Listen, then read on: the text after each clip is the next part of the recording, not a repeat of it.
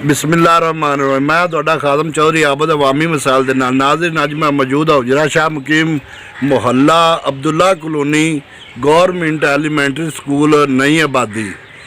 ये उजरे का शाह मुकीम का स्कूल है और स्कूल के सूरत हाल है। स्कूल के गेट के अगे तकरीबन आ रूढ़ी तुसीं चेक कर लो, रूढ़ी किन्नी है। गली के विच पानी खला है। म्यूनसिपल कमेटी की लापरवाही और गफलत का मूँह बोलता सबूत है कि एक सरकारी अदारा है। लोग इत्थे बच्चे तलीम हासिल करते पे ने और दरवाजे के अगे गंद के ढेर पे हुए ने।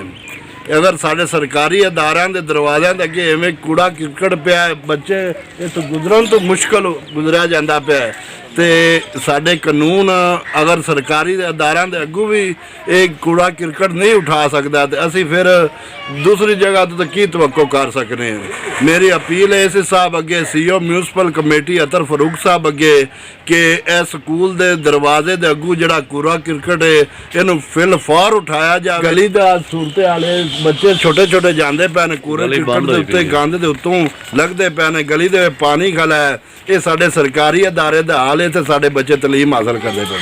CEO साहब फिल फौर अब्दुल्ला कलोनी गली इसका जिन्ना भी कूड़ा किरकट है ये उठाया जाए। स्कूल के दरवाजे अगू उठाया जाए ताकि टीचर भी लड़कियां भी इतने स्कूल में आंदियां फिर आसानी स्कूल आ सकन।